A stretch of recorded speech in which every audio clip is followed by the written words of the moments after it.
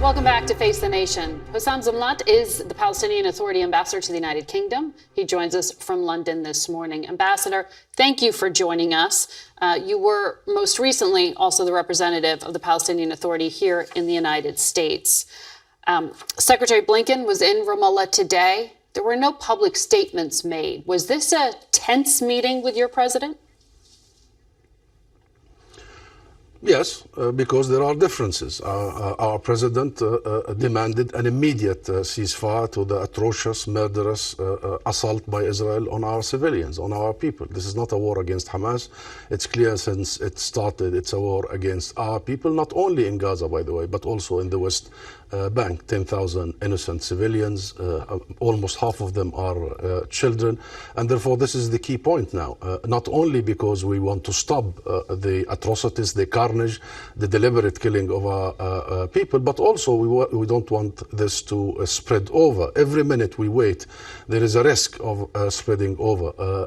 And thirdly, we need to see the U.S. playing the role of an honest mediator, not adopting the Israeli narrative and the Israeli line, given how hysteric and, with the genocidal rhetoric coming out of Tel Aviv right now. We needed a grown-up in the room, and that is the U.S. Unfortunately, we haven't heard that, and that's why we did not come up with a joint statement. We had some good ideas from the Secretary of State Blinken about the future. We had his commitment to a political resolution that will bring about an end to Israel's occupation, a comprehensive one that includes the West Bank and Gaza, with East Jerusalem as the capital of the state of Palestine. And we agree with all of that, but there will be a time to discuss that. Now is the time to stop the barrels of the gun, to stop the murder of our civilians. Well, you're talking about... And this whole talk, Margaret, about poses, humanitarian poses, is simply irresponsible, poses of crimes against humanity. So we're going to pause for 6 hours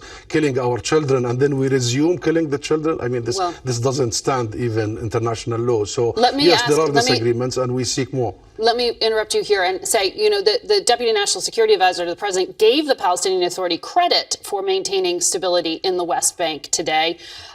Israeli forces say they detained 1,200 people since October 7th, 740 of them associated with Hamas in the West Bank. So how stable is the West Bank and the Palestinian Authority right now? It is not stable, and that's not an accurate description of the situation in the West Bank. Our people in the West Bank all over are subjected to attacks by the settler militias that your White House and Secretary of State spoke about. It's very volatile and dangerous. Many Palestinians over the last 3 weeks, you're talking about more than 134, the last number I got, killed by illegal Israeli militias and the Israeli army. You're talking about provocations in Jerusalem, and you know how volatile the situation in Jerusalem, and you're talking about an assault against our people everywhere. So this isn't about West Bank and Gaza. The West Bank and Gaza are subjected to the very same exercise. Now, understood, but I'm asking about let me ask you, though, about your government, because there is a serious conversation being had by American diplomats about the Palestinian Authority taking on a role of governing in Gaza as well. So talk to me about that, because we just heard, that you have a financial problem right now, in part because the Israeli government is withholding some of the tax revenues and claiming they're doing it because Palestinian Authority hasn't condemned Hamas adequately and those October 7th attacks. So do you want to clear the air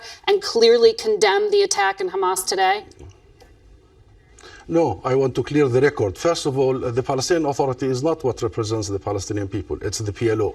It's the Palestine Liberation Organization. I represented the PLO in Washington. Now I represent the PLO in London. The PA does not have external arms. The sole legitimate representative of the Palestinian people is the PLO. Number two, let me clarify another matter. It's the state of Palestine that will take over and protect its people in the West Bank, in Jerusalem, and in Gaza once the Palestinian occupied territory is liberated. Number three, it is the opportunity for the U.S. to be the peacemaker. I'm sure Number you're one, concerned about that tax revenue.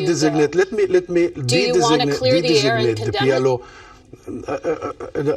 de-designate the PLO from the terrorist list in the U.S. Congress. Your Secretary of State just shook the hand of the head of the president of the PLO. After 30 years of signing the Oslo Accords, after 30 years of committing to international law and negotiations, the U.S. should do that. The U.S. should recognize the state of Palestine and allow us to be a full member in the UN. And the U.S. must immediately stop vetoing our attempts at accountability in the ICC. These are decades worth of problems.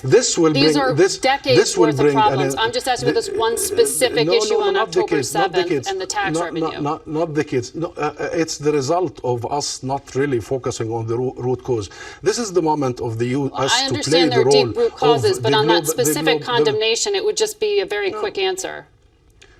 And allow me, Margaret, because I watched your interview with the Israeli ambassador, and he said two things very important. He said, those are unintended consequences, the 10,000 innocent people, the almost 5,000 children. I want to also clear the record here. This is deliberate, and this has been the Israeli military doctrine since its establishment, hitting the civilians, so they put pressure on the fighters from the time of the Nakba 1948 and pushing out, ethnically cleansing 2/3 of the nation to Beirut and Sabra and Shatila, to Gaza and everywhere. This is a military doctrine. Number two, Israel commits to international law. If they commit to international law, this is not a war. A war does not happen between an occupied and an occupier. This is an repression of our people. Wars only happen between two sovereign states. So this is a moment when you empower the state of Palestine that will be able to protect its people, Margaret. We have to leave the conversation there, but it's very clear that it's really the United States talking about a peace settlement, two-state solutions, and you did not clearly condemn that. So, Ambassador, thank you for sharing the Palestinian point of view. We have to leave it there. Thank you. We'll be right back.